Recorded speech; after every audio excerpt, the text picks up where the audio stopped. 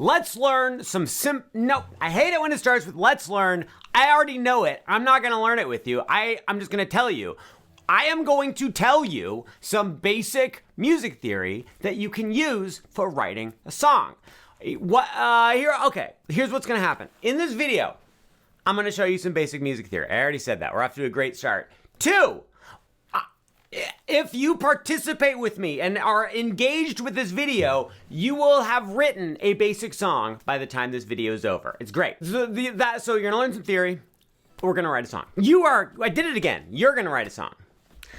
Whew, nervous about this video. What is this video not going to be? This video is not going to be everything. It is not all the music theory. This is just the tip of the iceberg, guys, but it's stuff that you're gonna use for the rest of your life. It's gonna be so much fun. You're gonna love it. Another thing we're not gonna do in this video is we are not going to read or write any music notation. Music notation is one tool in the vast world of music theory, and it's one that is not necessary to write great songs. It is useful. You may end up reading and writing music all the time. Why am I talking about this? Not for today. First thing we're gonna do is we are going to write a chord progression. A chord progression is just a group of chords in a specific order. That's all it is. To start off, I'm gonna give you a list of chords to choose from. There are only 6 chords to choose from right now. We'll talk about why later, but first, here's the first thing. Here are your chords you get to choose from. G. If you don't know these chords, I mean, you can look at my hands. Also, just look them up online or whatever, okay? Look, I'm not gonna teach you how to play a G chord today. It's just not gonna happen. Should I do it? I'm not going. I don't see the rest of this video going well. There are many different ways to play the G chord. You are likely familiar with some of them already. If not, look them up online. It's gonna be great. G is one of your choices. Another choice, C. There's another one that is called D. Oh, these are all the basic chords, guys. All right, how about another one? E minor, A minor, and there's one more, B minor. Yes, B minor is typically played as a bar chord. If you like it and you want to play it, great. If you don't know it or you just don't want to play a bar chord, guess what? You don't have to put it in your song, so you don't have to worry about it. In fact, any of these chords, if you're like, I don't like that chord, don't put it in your song. Done. Easy. So that list of chords was G, C, D, E minor, A minor, and B minor, B minor, right? Here's what I need you to do. I need you to just imagine that you have 4 spots for chords. Look, I wrote it down. Look, I have my little template for Stuart's song, and then see how I have these 4 lines right here? We're just gonna write one of those chords in each of those 4 spots. You can repeat the same chord if you want. You can even have the same chord twice in a row. You just take any of those chords, write them in the spot. I would like to make it clear, you can choose these chords perfectly at random. Is that an expression, perfectly at random? You don't need to put any thought to it. Just go E, B, C, G, D, D, E, G. It's any order. Just pick an order. Doesn't even matter. I'm gonna do it right now. I'm going to write, let's see. I'm going to start with a C, and then I'm gonna go to an E minor. Then how about an A minor? And then I'm gonna go to G. That was just random. I also broke the lead on my pencil just then. Let's see how my chord progression sounds. C, E minor, A minor, G. We've got C, E minor, A minor, G. That sounds perfectly fine. That sounds like that could be the beginning of a song, you guys. Whatever chords you chose, those sound good together as well. Why do these chords sound good together? No matter what order you put them in, why do they sound good together? The reason why is because they are all in the same key. What does that mean? You've heard that before, a key. What is a musical key? It just means that all of the notes we just used for all of those chords all come from the same scale. And a scale is really, it's just a group of notes that sound good together. Or they don't even need to sound good together. It's a group of notes that go together. We happen to be writing a song right now in the key of G. Those 6 chords I gave you are all in the key of G, which means all of the notes in those chords are all in the G major scale. The G major scale sounds like this.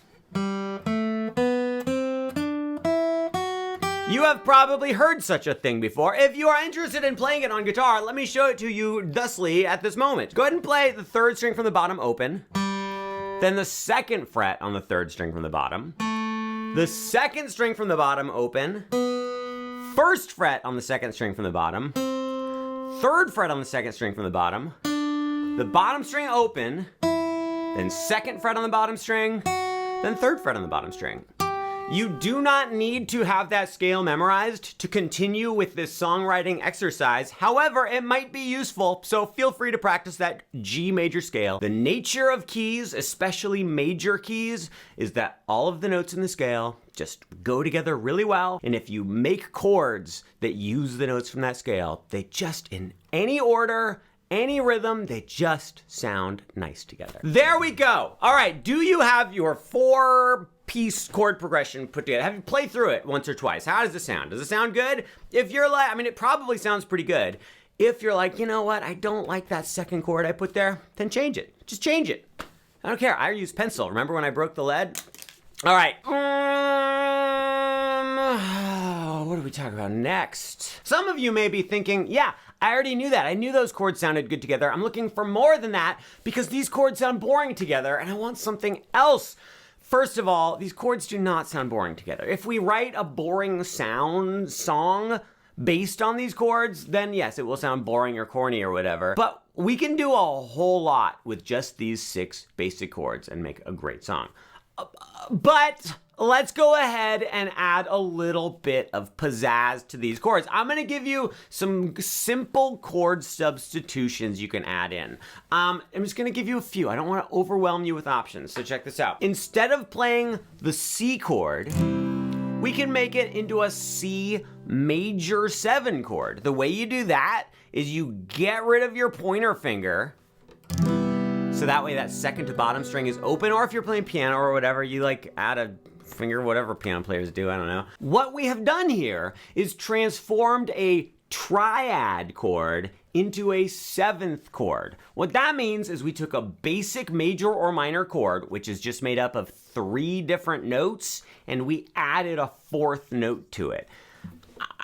Yes, when we strum a basic chord on guitar, we are often strumming many more than 3 notes, but that's just because we're repeating the same note multiple times. So even though we're playing 5 or 6 different strings, we're just repeating, I'm saying literally the exact same thing again. When we changed the C major chord into a C major 7 chord, we got rid of one of those duplicate notes and we added a 4th completely different note. When you add a 7th to a chord and make it into a 7th chord, usually it adds more like personality, oftentimes a little bit more of like an emotional feeling to the chord. Listen, regular C, C major 7.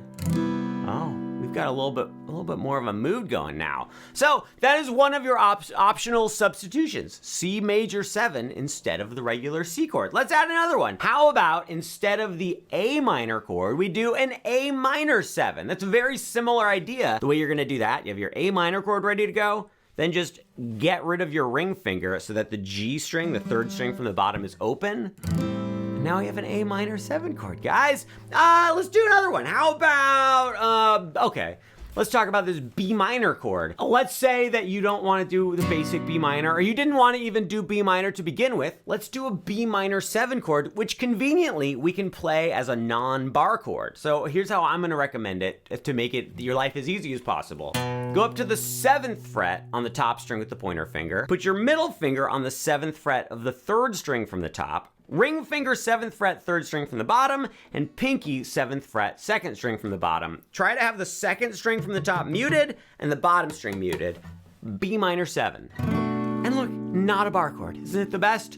Okay, so far we talked about the C major 7 instead of C, the A minor 7 instead of A minor, the B minor 7 instead of B minor. Let's do one more. Let's say for the D chord, instead of D, I'm gonna give you 2 options here. You can either go to a D sus, where you put your pinky on the 3rd fret of the bottom string, or a D sus 2, where you get rid of your middle finger so the bottom string is open. So here's the regular D, here's the D sus, and here's the D sus 2.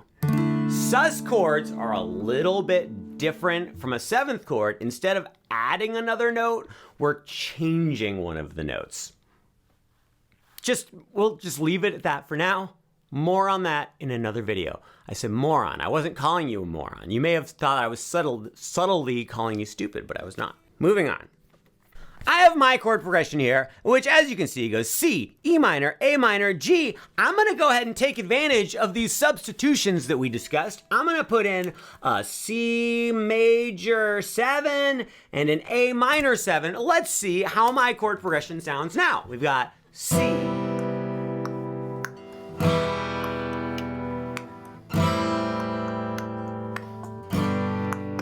I like it quite a bit more. I'm so happy that I learned about those substitutions and put them in my song. Okay, but how are you supposed to know which substitutions are gonna sound good? How are you even supposed to start? For right now, just do the ones I told you to do. Just get used to those, hear them, get used to how they sound, and more information will come forsooth. What's the word for impending?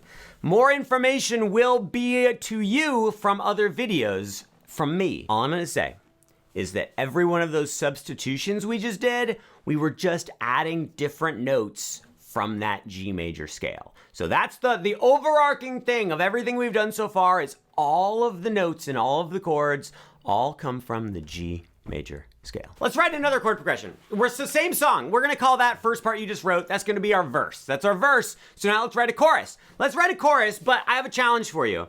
For the chorus, I would like you to start with either a G chord or an E minor chord. That is not a requirement in songwriting. It's just for our little thing right now. The reason why I am saying to start with a G or an E minor is because we want the chorus right now to sound like it's a solid, when we enter the chorus, we're like, yes, we've made it to the chorus. The way we're gonna do that is we're either gonna have the main chord of the key. Since we're in the key of G major, the G chord is that main chord. However, there's a new little concept here that I wanna tell you about. Every major key has a relative minor key. So major, I got very scared. Major chords have that kind of happy sound, that pleasant happy sound. Minor chords have that kind of, they're a little bit dark, a little bit sad sound. So every major key made up of the same notes and the same chords, there is a minor key. Just so happens that the relative minor key for G major is E minor. So those are kind of the two big chords in the key, G and E minor. God, I probably could have said that in less words if I worked at it. So let's go ahead and write a second 4-spot chord progression, except you need to start with either an E minor or a G. Also, if you started your first one with a G, do the next one with E minor. If you started the first one with E minor, next one with the G. That's the biggest thing that keeps different sections of songs sounding different is if they start with a different chord. All right, here we go. I think I've got a really good idea for mine. Oh, yes! This is gonna be so good! Okay, mine is E minor, D, B minor 7, and C. I'm not gonna do the C major 7. I'm just gonna do the regular C for this one. Let's see how it sounds. Oh, I love it. Oh, that one's great. Oh, it's actually better than I thought, if I do say so myself. How's yours? Let's listen to yours. I don't know. See, I always say that. Like, you play it. Let's see how it sounds. And then how long am I gonna sit here and pretend I'm listening to what you're playing? Yeah, sounds great. Good job. I can tell you followed all the instructions. We are going to write one more section. We're gonna write a bridge, but before we do the bridge, I feel like we need to add something that's not just chords. Let's write a riff. Let's write a riff to start off our song. What is a riff? A riff is just like a short, rhythmic, repeated guitar part. We're not gonna use chords. We're just gonna use single notes. Here's what I'm gonna give you. I am going to give you a little part of the G major scale to learn. I would call it a scale fragment. The reason I'm gonna call it a scale fragment is because that's what it's called. So here is the fragment of the G major scale for you. Top string open, second fret on the top string, third fret on the top string, the second string from the top open, second fret on the second string from the top, third fret on the second string from the top. 6 notes. It was open, 2, 3, and then open, 2, 3. That is our scale fragment, easy to memorize. You are not allowed to use any other notes right now, just those 3 notes, each string on those top 2 strings. I have a piece of hair stuck to my face. Next step, I would like you to pick 5 notes from that scale fragment. They do not have to be different notes. They can be repeated, just like with the chords, but we want 5 notes exactly. Yes, when you're writing a song out in the real world, you can do as many or as few notes as you want. I am telling you to do 5. I am restricting you so that you don't get overwhelmed and you just get it done, okay? Okay? Making me so angry.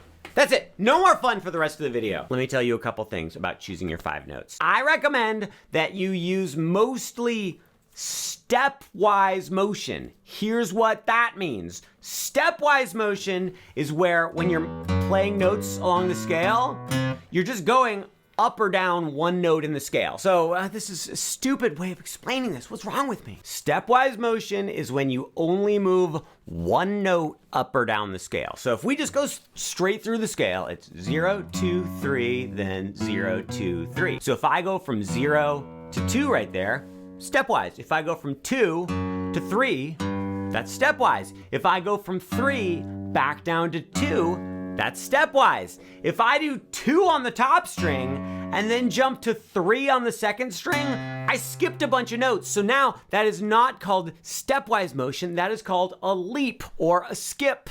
Do people call it a skip? I think so. I'm gonna call it a leap, guys. If you're writing something that you would like to have some flow to it and some melody to it, use mostly stepwise motion. So here's what I am going to recommend for this riff that you are writing. You may have 1 or 2 leaps where you skip some notes in the scale, but mostly I want you to play stepwise motion. I'm going to come up with my 5-note riff right now. It's gonna go like this.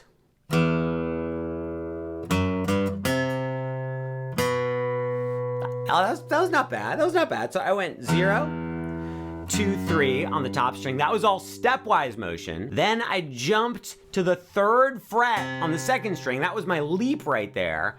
And then I went down to the 2nd fret on the second string, which was more stepwise motion. So I only used 1 leap and I used several 100,000 stepwise movements. Sounds a little bit like the Tim Burton Batman. But I'm gonna keep it anyway. So, okay, did you come up with your riff yet? Did that make sense? Come up with your riff. Okay, great, now you've got it. We're just gonna repeat the riff 4 times. So mine 4 times goes like this. Am I really playing this 4 times? I guess so. Oh, that's too many. I mean, it's good for the song, but it's too much for this video. Why am I playing so much? Now watch, I'm gonna go into the chords.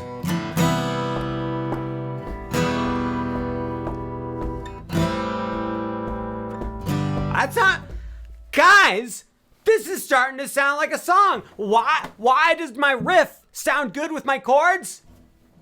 Because it's all from notes in the G major scale. Okay, that's our intro, is that riff right there that you repeat 4 times. It's an important part of any of these. Okay, now I'm just talking for the sake of talking. I'm very excited about my song. Let's talk about your chord progression again. Let's go back to that first chord progression you came up with. There is something massive that is missing from this chord progression. It's so massive, it's maybe the most important thing in all of music.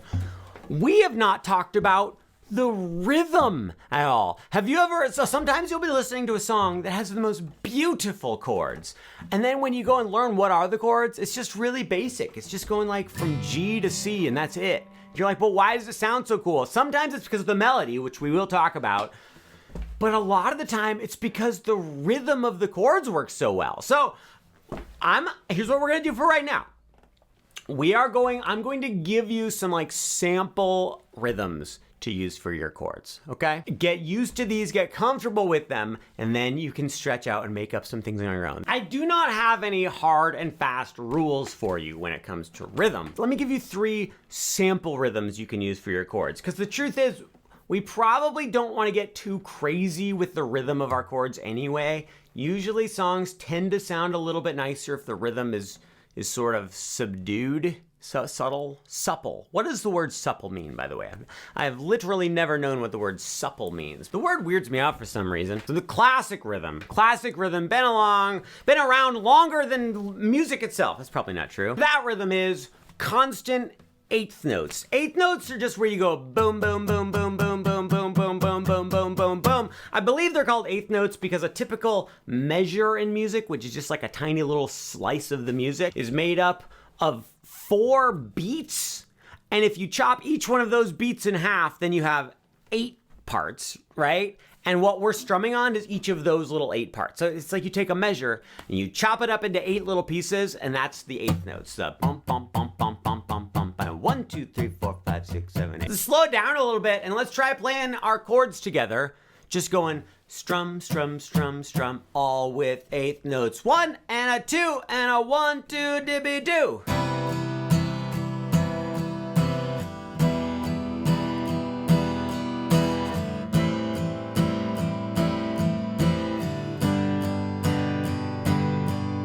I like it. I like eighth notes. I'm partial to the eighth notes myself, so that's just a simple way to do it. Okay, here's another rhythm for you. Check this out. We're going to do whole notes, which means you hold out each chord for 4 beats, but we are going to anticipate every other chord. Anticipate just means you come a half a beat earlier than you expect. So the first chord, we're just gonna strum right on the beat.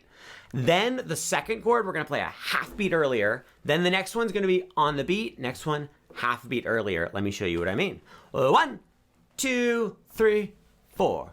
1, 2, 3, 4. Hey! 1, 2, 3 on the beat. And 1, 2, 3. Here we go. Oh! 2, 3, 4. That rhythm is great. One of my favorites. One of my favorites, guys. The old on the beat anticipation switcheroo trick. Let's do one more rhythm. This one is like the, I don't know. It's I've heard it called the Charleston rhythm, but that's kind of old timey. It's like the Stand By Me rhythm. It's been in, guys, this has been in so many songs. It's this rhythm right here. Listen to this. It goes.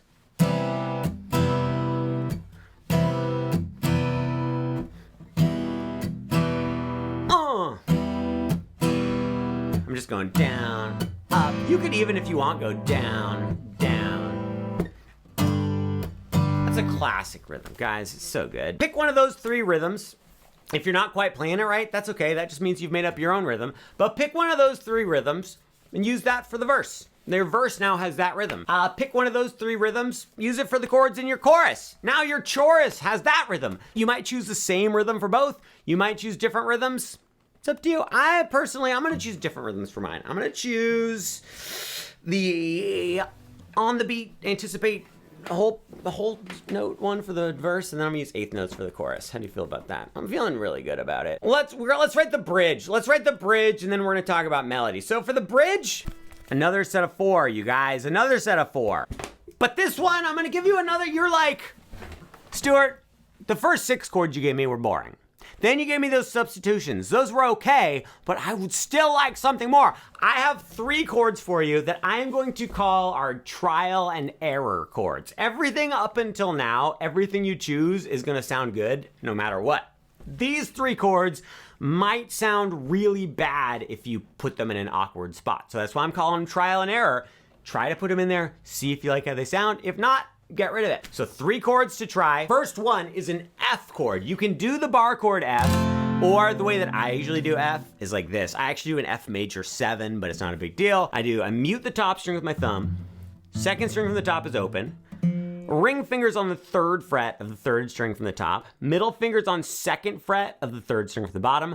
Pointer fingers on the 1st fret of the 2nd string from the bottom. Then the bottom string, it can be muted by your pointer finger, or it can be open.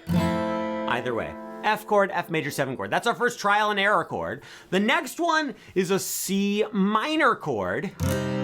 This is a C minor. If you're used to it, great. If you don't know the C minor, maybe just sit this one out because it's a bar chord and it's kind of annoying. But give it a try. I don't care. Do whatever you want. Do whatever you want. And then the next one is one of the coolest chords to use, but it sucks because it's a B flat chord. This is like the typical way to play B flat. I hate playing this chord, so I usually do it up here. So anyway, if you care, it's 6, 8, 8, 7, and then yeah, it's a bar chord on the 6th fret. Whatever.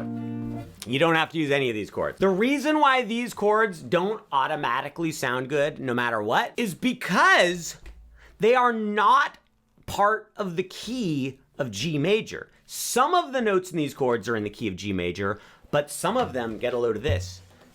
These chords are actually mostly from the key of G minor. So these chords, sometimes people call them borrowed chords because they're borrowing the chords from a different key, which is a little weird. They also can call it, you ready for this? Modal interchange. You do not need to memorize that, but it's just mode. Like a mode is basically just another word for a scale. So modal just means like having to do with scales. And then interchange just means we like took one from one and put it in the other. So modal interchange just means chord from a different key. These 3 chords are ones that I have personally handpicked for you that I think might be fun to use. F, C minor, B flat. I'm going to now write my bridge. I'm gonna write my bridge. I'm very excited about it. Okay, don't copy off my paper, you guys. I think we're doing well here. I'm just a little worried that the song is gonna be too good is the only problem here. My bridge goes like this. It goes G, and then it goes to F, and then it goes to E minor, and then it goes to B minor 7. I'm gonna use the 8th notes for this. I use the 8th notes for my chorus, but I'm gonna use it for my bridge as well. So it goes.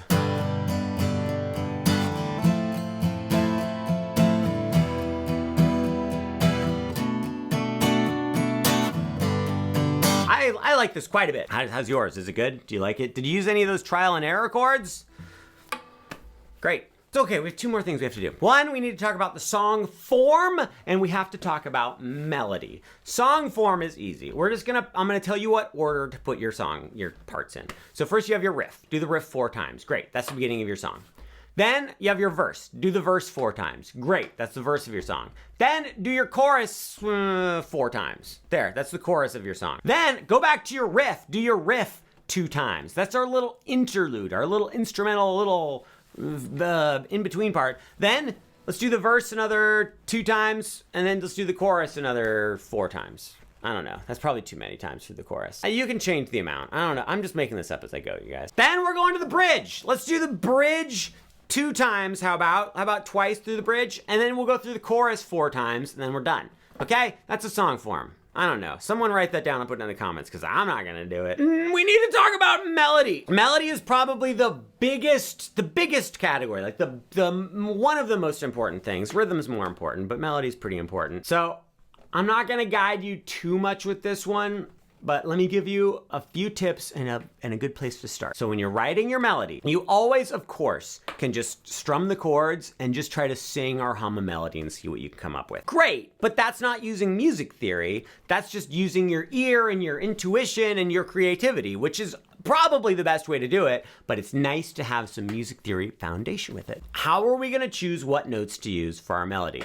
That's right. The G major scale. Are we gonna use the whole scale right now? Actually, no. I'm gonna give you a different scale fragment. Remember we used scale fragments for the riff? Now we're using it for the melody. Here's the scale fragment I'm gonna give you. Start down on the bottom string on the 3rd fret. 3rd fret on the bottom string, then 2nd fret on the bottom string, then bottom string open, then 3rd fret on the 2nd string from the bottom, then 1st fret on the 2nd string from the bottom, and then the 2nd string from the bottom open. So that was from the bottom string, we're going 3, 2, 0, and then 3, 1, 0. Did you like it? That was our scale fragment. Still the G major scale, just instead of using low notes, we're using high notes. Here's what I'd like you to do. I would like you to do the exact same thing you did when you came up with your riff. We're just gonna do it with these new notes. So that means mostly stepwise motion. You can use a few, 1 or 2 leaps, but mostly stepwise motion. And I would like you, for the sake of this exercise, to keep it restricted to 5 notes. 5 notes. Try to vary up the rhythm. What I mean by that is have some notes hold them out for a long time, have some be shorter. That's gonna be up to you. Before you start writing your melody, I have two little tips for you. One is about a note you want to avoid, and one is about a note that is a very good one to include. So first, the one you want to avoid is the first fret on the second to bottom string. That happens to be a C note, and in the key of G, the note C just doesn't sound spectacular. It kind of sticks out a little bit. So why did I give it to you as part of the scale? Because it is part of the scale, first of all, but also it sounds good as long as you just like pass through it. If you sit on it for a while, that's when it sounds bad. If you leap to the note, it often will sound bad, but if you just pass through it like that, it's great. It's fantastic. But that first fret on the second to bottom string, be careful with that note. The note that sounds great that I recommend you use in your melody is the second fret on the bottom string. That's an F sharp note, FYI. It's the 7th note of the G major scale, and it's just like the most moody, cool note in the scale. It's subjective, of course, but I think you're gonna like it. So I'm gonna write myself a little 5-note melody. It's gonna go like this.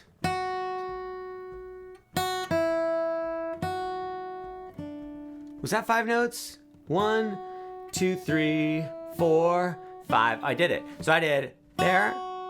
Then I repeated the note. Then I went down a step to the open string. I just went right back up to that second fret. And then finally I used my leap.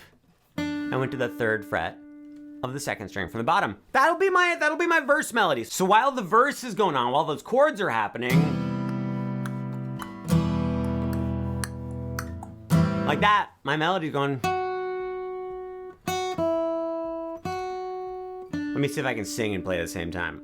1, 2, 3, 4. Bow, bow, down, bow, bow. Bow, bow, bow, bow. Oh yeah, yeah, yeah, yeah. I added that last part. I just couldn't help myself. You might be thinking, Stuart, my melody's only 5 notes, but we're playing the verse like 4 times or something. Yeah, you repeat it. You repeat your melody multiple times, like probably 4 times. Guys, probably you repeat it 4 times. It's gonna be a little repetitive, but hey, someday you'll write some words to it. I'm sure I'll do some videos where I talk about writing lyrics, because it's a great time. And then it'll make it much more interesting. Okay, great. So you write a melody for your verse. Then guess what? Follow the exact same rules, write a melody for your chorus, and then follow the exact same rules and write a melody for your bridge. Then you write a melody for the bridge, I said that. I recommend you have your melody for each section start on a different note. You don't have to, but that's my recommendation. Just we want the different sections to sound different. That was basically it. So now you're thinking, okay, great, but how do I know for sure if my melody and my chords sound good together? Well, you have a couple options. One option is you can hum along with it, sing along with it like I did with my beautiful voice. The truth is, I actually can sing halfway decently. Whenever I sing in these videos, I go, because, you know, it's probably a defense mechanism thing, right? The other option, what I actually strongly recommend, is you get some sort of an app or program for recording music. GarageBand is great, you guys. If you have an iPad or an iPhone or whatever, get GarageBand. Audacity is a great free program. I haven't really used Audacity much because it actually kind of sucks. But I mean, it's great. It's just kind of a pain to use. Record yourself playing the riff and the chords, even if it's sloppy, that's okay. Just record yourself playing the riff and the chords, press play, and then play the melody along with it. It's such a good time. And then if you are so inclined, you can even record yourself playing the melody along with it. It's great. Let me look at my little cheat sheet here. I think that's it. Yeah, so anyways, now you can write a song. Great job. Let me play my entire song for you in its entirety, which I legitimately did just right here on the spot with you, only through the power of simple music theory. 1, 2, 3, 4. Riff 4 times. Sounds a lot like the Tim Burton Batman. Last time. Here we go, and verse.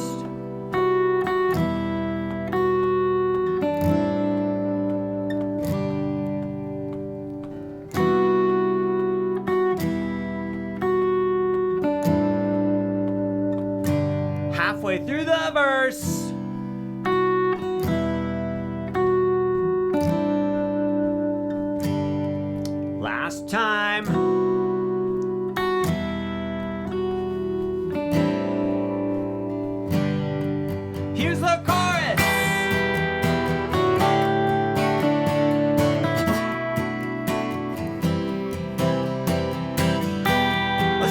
twice.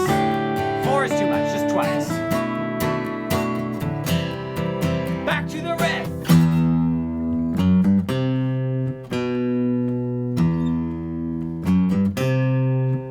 And the verse.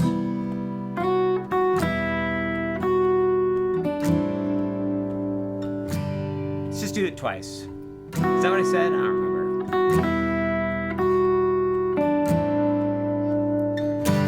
Then the chorus. Whoops.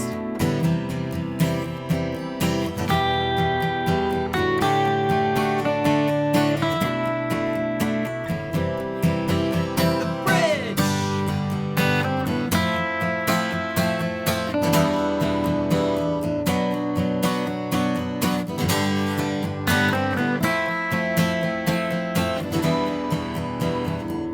And then the chorus.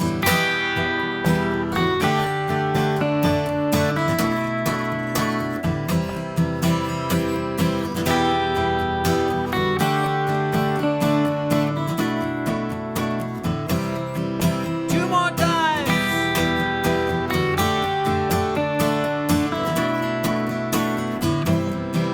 Last time.